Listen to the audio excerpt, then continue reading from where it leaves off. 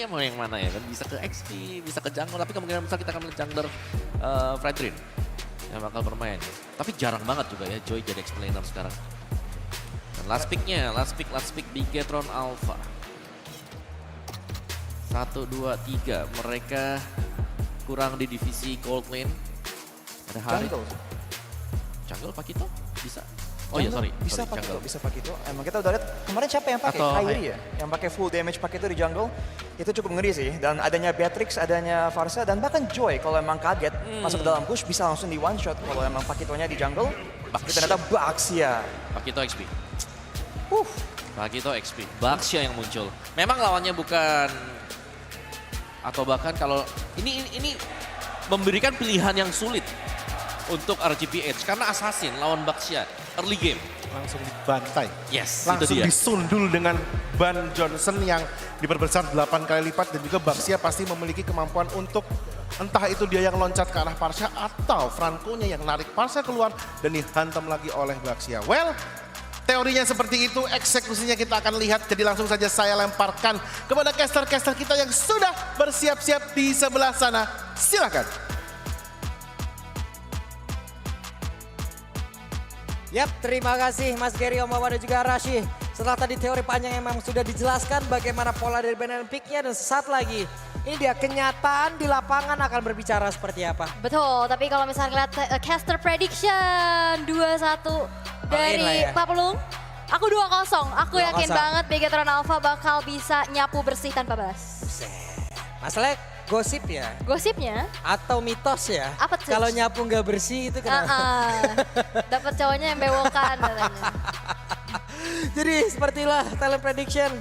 Seperti apa lagi nanti hasilnya itu karena itu yang akan kita saksikan bersama-sama. Tapi sebelumnya kita mau dengar dulu semangat dari teman-teman yang ada di sini. Wah. Kalau RSG kan pasti Gigi RSG dong. Betul. Oke, kita mau dengar dulu ya. Gigi. Wah. Ada. Gigi. Ada. Oke, sekali lagi. Bigetron. Istora Senayan. Luar biasa ya. Buff tuan rumah yang akan harusnya menyemangati pula dan mengirimkan positive vibes untuk para pemain dari Bigetron Alpha. Tapi untuk kali ini yang mereka hadapi adalah satu line up yang membawa kemenangan pula untuk Aras GPH di MSC 2022. Betul sekali. Udah ada satu gelar tapi barusan Iron Hook mancing mania akhir ini berhasil. Yap, tapi balik lagi ya dengan sekarang buff yang tidak teriset. Walaupun ada gangguan pula, tapi kali ini Super Ken mencoba untuk bermain agresif dan satu buah retribution berhasil untuk mencuri satu jungle yang dimiliki oleh Demon Kite. Yap, masih ada beberapa pergerakan tapi Lightnya coba lihat, Lightnya dikejar, Lightnya mencoba untuk menggocek. Tapi Demon Kite pun merasakan hasil yang sama karena untuk Baxia mulai maju ke bagian depan dan Light harus pulang kembali. Yap, Baxia ini strong banget sih di early. Dia bisa mobilitas cepat, dia bisa invasi dengan cepat pula. Tapi dari segi emblem yang memang dibawakan ya dari seorang Baxia dari Super Ken dengan Conclusive Blast ditambah dengan Season Hunter dan juga Vitality. Dia fokus banget untuk sustain tapi Light yang benar-benar selalu terganggu dengan Iron Hook dari Finn. Bagus banget, Banci pada dan akan Scarpa Tapuraja. First blood pun tercipta tapi Demon Kite belum mau menyerah. Demon Kite mencoba untuk bisa keberatan tersebut dan juga menyelamatkan dirinya. Tapi Demon Kite masih berhasil, hanya ada satu orang korban. Yap, dan ini ada dua efek suppress ya dari masing-masing tim. Ada Kaja dari Light, ada Franco dari Super Finn. Dan itu yang akan nantinya akan membuat dari Demon Kite yang sulit untuk bergerak. Dan kali ini Bigetron Alpha berhasil untuk bisa memanfaatkan early powernya. Strong dari Baxianya juga ke arah Turtle, ke arah invasi dan bahkan satu poin pick off juga.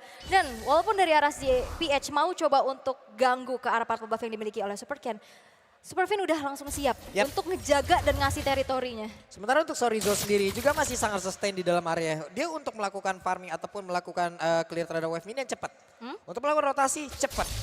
Tiap apapun yang bisa dia keluarkan itu juga membantu mobilitas dia. Tapi Super Ken bergerak ke area purple buff. Purple buffnya masih sempat digunakan tapi ada sebuah informasi. Dan plus untuk sekarang retributionnya loh. Iya. Luar biasa sekali. Numpang lewat ternyata kecolongan ya. Iya loh, karena mungkin dari sisi leveling juga kan. Coba lihat, Supercan-nya level 6, Demonkan level 5. Poin retribution-nya ya udah jelas. Supercan menang dan dia memanfaatkan itu. Yap. Dan ini benar-benar harus bisa dimanfaatkan dengan cukup baik ya. Dan kita tahu Moreno udah pakai hero nyamannya. Valentina. Betul. Kita udah bisa tahu performa Moreno dengan begitu luar biasa. Dan Supercan ini benar-benar kenyang banget. Dapetin purple buff ya Demon Kite, ya well farm juga. Dan sekarang Light yang masih level 4. Tapi sekarang Wow. Eman, lenyap. itu benar-benar kena bloodihan. Dan di follow up dari damage feeder Astrac Curian. Dan sekarang benar-benar Light-nya gak bisa dikasih space untuk bergerak. Walaupun Iron Hook-nya belum kena, tapi itu udah jadi teror tersendiri loh. Hampir aja. Hampir. Iron Hook yang terus-terusan memberikan nightmare yang sangat-sangat membuat pemain dari RSG tidak tenang sama sekali. Tapi Demonkai ditumbuk sudah. Untungnya masih ada bantuan yang hadir tersebut. Tapi dan satu yang terakhir Sorizo solo pick off. Sorizo, kita udah lihat ya di minggu pertama Sorizo berpeluang dan juga potensi luar biasa. Dengan performa yang begitu baik, bahkan sebelum dengan adanya patch yang terbaru, hero-hero kayak Uranus, kayak Pakito, itu udah jadi makanan sehari-hari. Apalagi makin enakin lagi dengan patch yang terbaru. Dan kita lihat potensi dari Sorizo begitu luar biasa dan bahkan terpaut adanya 2 level bahkan Oke, dari kedua belah jungle. Ini dia, Supercan akankah memberanikan diri masuk ke bagian dalam? Tidak, Ul. Dia hanya lebih memutar saja, memberi sebuah tindakan di mana dia akan memberikan ancaman terlebih dahulu. Tapi awareness dari pemain Bigoton Alpha juga sangat-sangat baik. Mereka lihat, tidak ada player di area tersebut, bukan berarti emang benar-benar tidak ada. Di dalam rerumputan masih menyembunyikan 1000 misteri. Gak mau gambling ya? Gak mau. Gak mau coba-coba, tapi Bigoton Alpha bermain sangat-sangat disiplin ya untuk kali ini. Mereka gak mau terlalu maksa, mereka gak mau yang terlalu over commit. Dan sekarang lihat Supercan bakal coba untuk langsung berotasi lagi dengan cepat. Dia bisa langsung nyari keberadaannya karena nanti siapapun yang ditabrak, entahlah itu inisiasinya dilakukan oleh Superkin ataupun dari Superfin duluan, itu bisa di follow up dengan cukup gitu loh. Ini Sorizo, Sorizo sendirian, Sorizo. Efek tahun masih bisa langsung dielakkan begitu saja, tapi Sorizo masih berhasil kabur. Ada flicker pula dikeluarkan guna untuk bisa mendapatkan Sorizo seorang diri. Tapi area XP lane dari Bigoton apapun mulai terbuka di area atas. Itu lama banget ya buat bisa numbangin Sorizo dan itu adalah space yang di-create sehingga satu outer turret di arah bottom lane sudah hampir bisa dihancurkan di tangan dari Saken yang kita tahu dia benar-benar gak ada yang megangin. Saken enak banget. Space-nya enak banget, dia free banget juga. Dan sekarang Supercan mencoba untuk dicicil tapi memang dari Nuts damage-nya masih belum cukup. Dan sekarang outer turretnya sekarang udah bisa dihancurkan pula. Yap. Sementara untuk Emar sendiri, area defensifnya sudah semakin mundur, area farmingnya udah semakin mundur pula. Mau nggak mau dia pun harus sering lagi pergi ke area tengah untuk bisa membantu rekan-rekannya mendapatkan Iron Hook-nya, Blood saja. Dan aku pun langsung menggila di area tersebut. Tidak akan ada high ground lagi yang bisa dihasilkan oleh beberapa pemain dari IGPS. Dan tempat yang berbeda, ada satu rider rapat yang dikeluarkan pula oleh Emar tapi terkena pula karena super sakit dan pertempuran yang masih terjadi hari ini. Supercan dia pula langsung menggila tapi Dars langsung hilang pula di area tersebut 2 untuk 1. Yap, tapi memang Supercan yang hilang ya, tidak ada power of retribution juga. Tapi yang ditugasin untuk ngecek rerumputan nih, muter-muter, itu Supercan. Dan di saat informasinya udah disampaikan, Flicker dan juga Iron Hook dari Superfin yang on point. Tapi untuk kali ini, Turtle yang sudah mulai dikontes. Wait.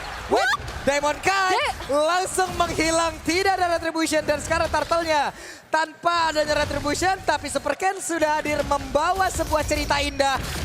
Tidak bisa. Ditungguin loh. Benar-benar ditungguin Supercan-nya untuk masuk ke area Turtle. Dan space lagi-lagi yang free banget Saken. Udah dapetin outer turret di area top lane. Dan sekarang terkena efek stun-nya. Dari Superfin mencoba untuk mundur terlebih dahulu. Tapi Supercan memotong dan memukul mundur Light. Untuk tidak bisa maju sehingga outer turret di mid pun berhasil untuk dikantongi oleh Bigetron Alpha. Wow, Bigetron Alpha memberikan ancaman yang tak henti-henti. Satu Iron Hook dikeluarkan kembali, nggak kena karena siapapun. Sekarang Nuts yang mencoba untuk langsung kembali dari bagian depan, tapi ada satu di Pajam belum mencoba untuk bisa menarik langsung karena Supercan yang berhasil didapatkan. Tapi di bagian belakang dari Virus Space dikeluarkan pula, Superfin tertinggal sendirian. Apa yang akan terjadi? Akankah Superman bisa kabur dari tersebut? Karena barusan ada satu crossbow dikeluarkan, tapi Moreno masih bisa memberikan sebuah backup dan ujungnya Superman pun berhasil ditangkap Ya pula. walaupun Moreno mau coba bantu ya, ngasih efek terrifying. Tapi HP yang memang udah tergerus juga, apalagi di virus yang dipegang. Tapi Light kali ini mencoba untuk mundur terlebih dahulu. Terkena efek tahu, tapi Sorizo berhasil untuk masuk.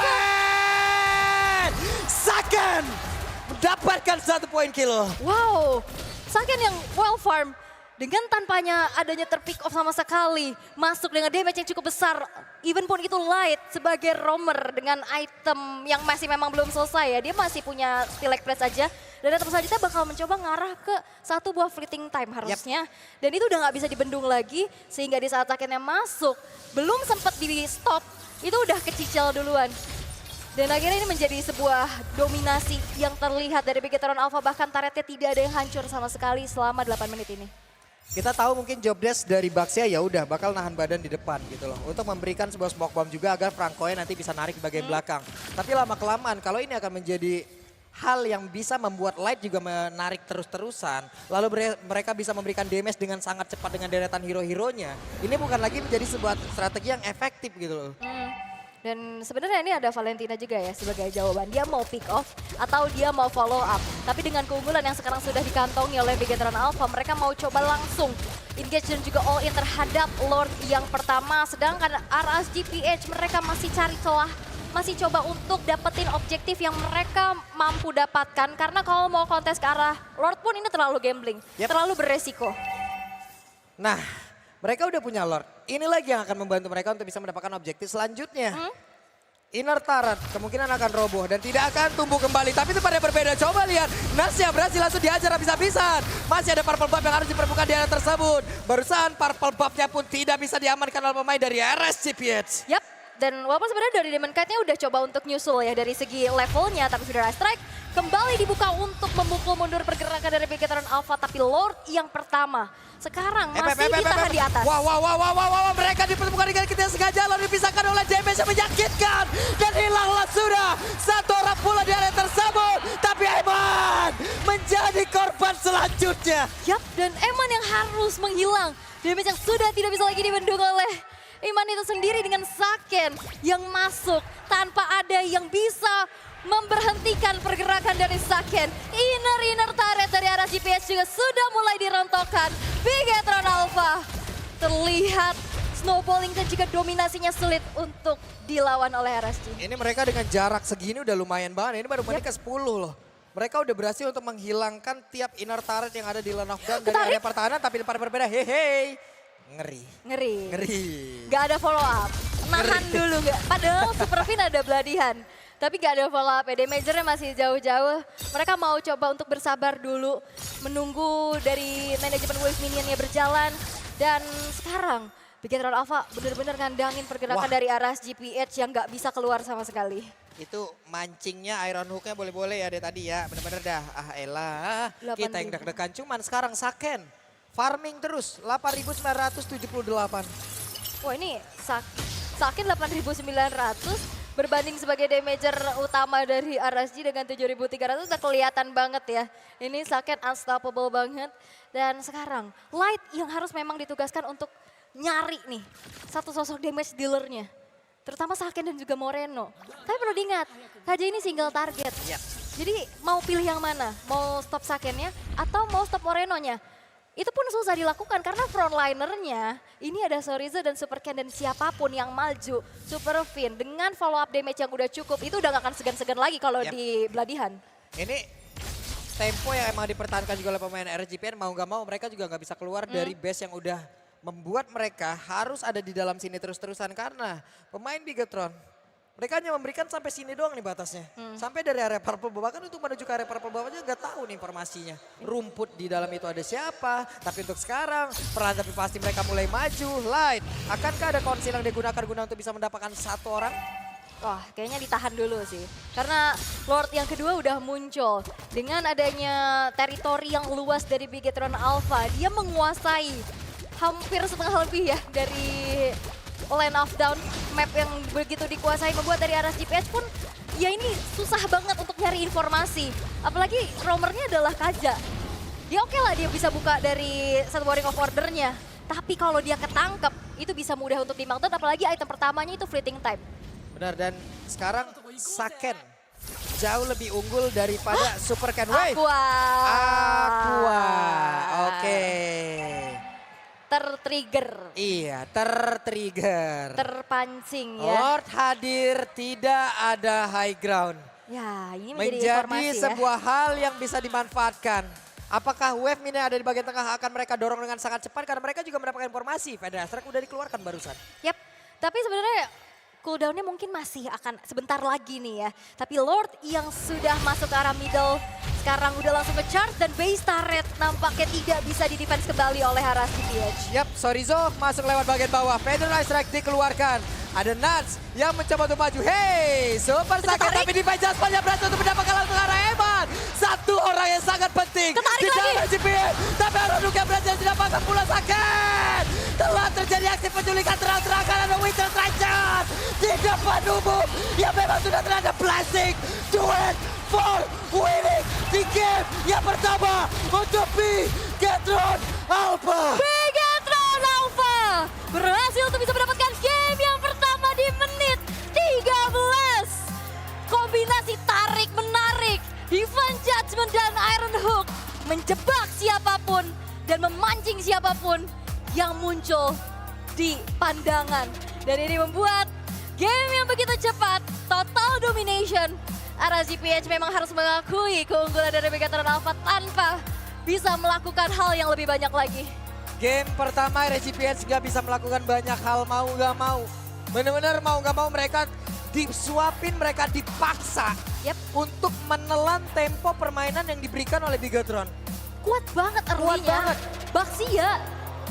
Mereka punya Baxia, Baxia bisa in and out dengan sangat-sangat nikmat. Yap. Mereka punya gangguan dari Franco. Mereka punya follow up damage untuk early-nya dari Valentina. Biar lebih jelasnya, Ya. kita lemparkan aja langsung ke Mas Gary, Om Wawa, dan juga Rasi. Take it away. Singkat, padat, dan mematikan. Itulah yang bisa kita tarik kesimpulan dari permainan yang disuguhkan oleh Bigetron Alpha. Efektif, 13 menit mereka berhasil menutup perlawanan di game yang pertama RSG Filipina. Ya, dan RSG mereka seakan tidak bisa keluar juga karena sekali lagi power dari Baxia yang selalu menabrak jungler lawan. Dan itu dia, belum lagi dengan adanya kekuatan dari Sorizo juga ya, di mana solo kill sempat terjadi diberikan oleh Pakito dan ini segala lini dari Bigetron Alpha memang benar-benar lagi jalan semuanya. Bahkan untuk Super Fin sendiri, tarikan Iron Hook-nya dia, setup mereka yang bisa memenangkan mereka dengan sangat cepat seperti ini. Tapi satu yang pasti kalau sampai mereka overextend, itu 4 poin kill yang didapat oleh RCPH adalah hasil dari ketika Bigetron Alpha mereka bermain terlalu agresif. Tadi mereka nabrak di buff dan ternyata mereka bisa dipunish. Tapi untungnya gak terlalu banyak ya tadi punishmentnya dan dibalikin lagi oleh Bigetron Alpha. Betul Emang sekali. dari komposisi mereka tuh mereka cepat banget ya pergerakannya dari and semua orang suka ngomong termasuk fans nomor 1 Bigetron si Mirko. Mirkotron. Mirkotron. Mirkotron. Dia bilang itu 3 orang di tengah itu tuh penting banget. Roamer, jungle, dan mid lane untuk Bigetron tuh emang harus mainnya roaming kemana-mana. Dan kita kalau dari emblem pun mereka ambil 3 agility. Buat mastiin terus mereka bisa rotasi dengan lebih cepat. Ya. Dan berkali-kali kita lihat Light tuh mencari kesempatan buat engage. Tapi Superfin nyampe duluan. Dan berkali-kali karena emang ada di tempat situ. Ada keunggulan jarak juga dengan Iron Hook. Akhirnya RSG nggak pernah bisa kontrol daerah sama sekali. Ya, dan itu dia tadi dengan banyaknya badan juga sebenarnya dimiliki oleh Bigetron Alpha ya. Kalau Franco memang dia berada di dalam rumput, tapi Super Ken selalu bisa diandalkan untuk berada di garis terdepan. Dan respect tadi hero untuk Saken dengan di-bandnya Melissa, tapi di pick dengan menggunakan Cloud membuat dia bisa mendapatkan GPM tertinggi sejauh ini di game yang pertama. Karena hampir tanpa gangguan juga untuk Saken tadi, di mana dia memang mungkin bisa diincer oleh Demon Knight. Tapi Demon Knight-nya bisa di-shot berkat kehadiran Super Fin. Dan jangan lupakan Moreno juga dia bisa menggunakan Divine Judgment. Yes, betul sekali. Dan inilah dia MVP kita untuk pertandingan yang pertama. Moreno memang luar biasa. Di awal dia tidak disuapi, dia tidak diberikan space, istilahnya apa ya, spesial untuk bisa mendapatkan privilege untuk bisa memilih hero mid lanernya. Yep. Diberikan Valentina pun ketika sudah selesai melakukan ban yang kedua. Tapi dia bisa bermain begitu meyakinkan, begitu baik. Dan kita lihat di highlight bagaimana kita bisa melihat juga Sorizo yang juga bermain tidak kalah menarik dan juga apik. Yap, itu dia. Pakito ya yang menjadi Ya, power Pakito. untuk Sorizo. Satu solo kill bisa didapatkan dan ya sebenarnya ada momen di mana dari Bigetron Alpha mereka bisa unggul lebih jauh. Cuman ya cukup disayangkan karena tadi misalnya dari Demon Cat harus kehilangan sebenarnya purple buff-nya, tapi masih bisa didapatkan meskipun dia tidak memiliki retribution sendiri. Dan berulang kali, memang setup yang dimainkan oleh Beacon Alpha ini lebih ke team fight yang ditujukan untuk bermain di seputar buff. Entah into di orange atau bahkan di purple buff-nya. Dan ketika dari RCPH mereka sudah gak memiliki pegangan di sana. Efek snowball akhirnya terjadi. Beacon Alpha mereka nabrak habis-habisan dan memancing team fight secara terus-menerus agar terjadi di bagian buff. Dan yes, berjalan sesuai dengan skenario bagi Beacon Alpha. Karena memang strategi mereka tuh pinter banget ya. Berkali-kali kita melihat situasi di mana Bigetron ngelakuin hal yang kita tuh nggak sangka tapi masuk akal. Kayak contoh, tadi pas turtle-nya bisa diamankan, mereka nunggu aja gitu karena tahu jungler mereka on the way dan jungler musuh udah ke pick off. Jadi dengan banyaknya manuver dengan strategi seperti itu akhirnya kasih mereka keunggulan cukup bagus. Dan seperti yang mau bilang, dengan komposisi seperti ini, burst damage dan crowd control yang separah ini, kalau kita lagi kalah ini brutal banget sih. Iya, karena mereka langsung bisa nge-snowball. Ya itu tadi, surprise bisa diambil juga kan dari lawannya Kaja. Jadi banyak efek sisinya. Dari knockout strike juga bisa knockback sekaligus memberikan efek mini stun ketika sudah penuh untuk efek pasifnya. Dan burst damager dijalankan dengan sangat baik oleh Saken.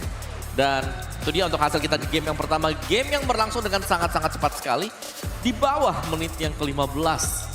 Early snowball terlalu dalam tadi dan gak bisa ditanggulangi oleh RCPH. Makanya strategi mereka tuh soal bush control, objective control, dan movement speed. Sudah Ada kembali apa ya? nih? Ada Enggak, apa? ini saya lagi mengagumi warna dari S23 Ultra. Ada Asik. warna purple. Waduh. Jarang-jarang smartphone flagship warnanya macam-macam.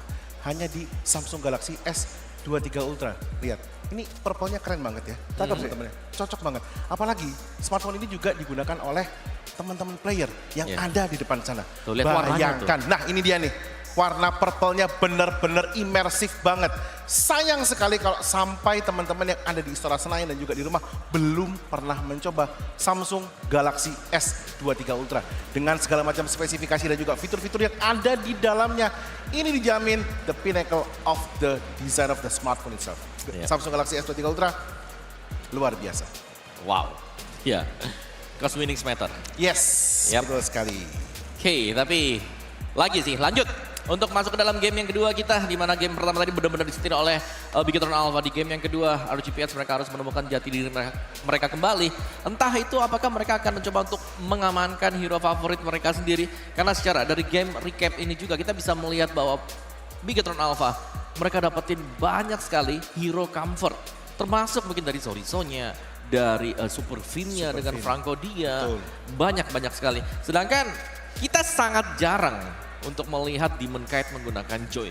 Ya. Dan tadi ternyata Joy-nya dipergunakan dan efek dari Baxia sendiri. Di mana ketika assassin yang dipakai, dia akan bisa selalu menabrak jungle-jungle lawan. Betul sekali, dan kita juga sudah sering membahas bagaimana berbahayanya Baxia kalau sampai dia diberikan space yang sebenarnya Baxia itu bisa menciptakan space-nya tersendiri karena dia memiliki mobilitas yang sangat tinggi.